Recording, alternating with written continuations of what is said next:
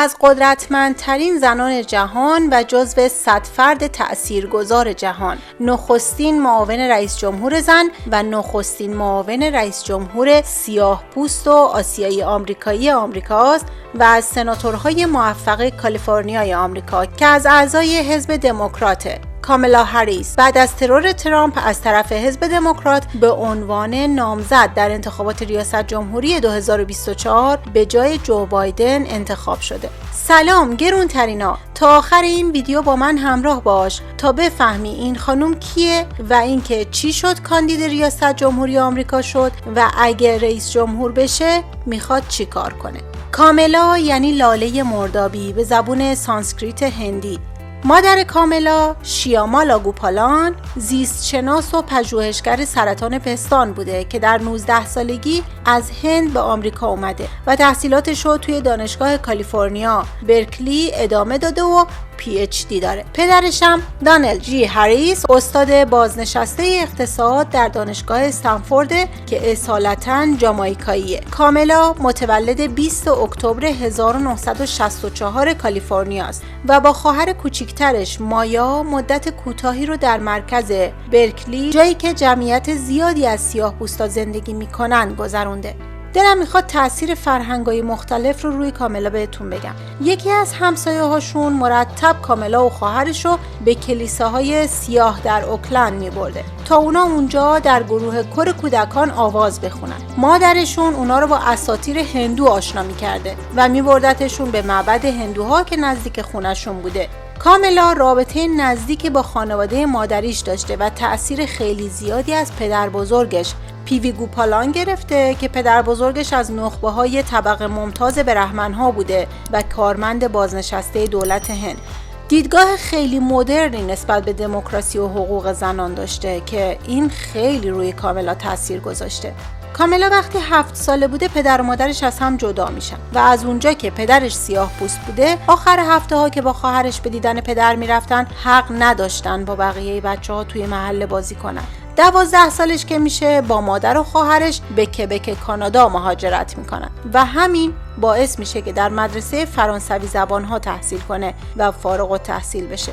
بعدش به آمریکا برمیگرده و در هاروارد و کالج حقوق دانشگاه کالیفرنیا رشته حقوق میخونه. بعد از درسش اول وکالت رو در دفتر دادستان شهرستان آلامیدا شروع میکنه و بعداً پیشرفت میکنه و میشه 27مین دادستان ناحیه سان فرانسیسکو و بعداً از سال 2011 تا 2017 میشه 32مین دادستان کل ایالت کالیفرنیا و در جریان مبارزات انتخاباتیش برای سنا باراک اوباما و جو بایدن ازش حمایت کردن. سال 2020 از طرف جو بایدن به عنوان معاون اول پیشنهاد میشه و بعد از کناره‌گیری جو بایدن از انتخابات ریاست جمهوری 2024 هریس با حمایت بایدن کمپین ریاست جمهوری خودش رو شروع میکنه و ظاهراً فعلا از ترامپ جلو زده. باید ببینیم آیا میتونه این نظر رو تا ماه دیگه که انتخابات آمریکاست برای خودش نگه داره یا نظر مردم تغییر میکنه. حالا که تا اینجا اومدی ویدیو رو لایک کن و سابسکرایب کن تا بریم در مورد زندگی شخصیش بهت بگم و اینکه قرار کاملا هریس چه کارایی انجام بده بعد انتخابات و به خصوص در مورد حق زنان نسبت به بدن خودشون، قضیه‌ای که خیلی توی آمریکا جنجال به پا کرده. کاملا با داگلاس کریگ امهاف که یه وکیل آمریکایی ازدواج کرده که آقای دوم کشور به حساب میاد. اون نخستین آقای دوم در تاریخ ایالات متحده آمریکا و همسرش نخستین زن در تاریخ آمریکاست که به معاونت رئیس جمهوری رسیده. داگلاس امهاف نخستین همسر یهودی یک رئیس جمهور یا معاون رئیس جمهوری آمریکاست. داگلاس قبلا ازدواج کرده بوده و 2 فرزند از همسر سابق خودش داره که کاملا مادر خونده اونها حساب میشه. مایا خواهر هریس تحلیلگر سیاسی شبکه MSNBC و شوهر خواهرش تونی وست مدیر کل حقوقی اوبر و از مقامات ارشد دادگستری ایالات متحده است. دختر مایا اسمش میناست و کمپین کنش زنان شگفت‌انگیز و رئیس سابق استراتژی و رهبری در اوبره.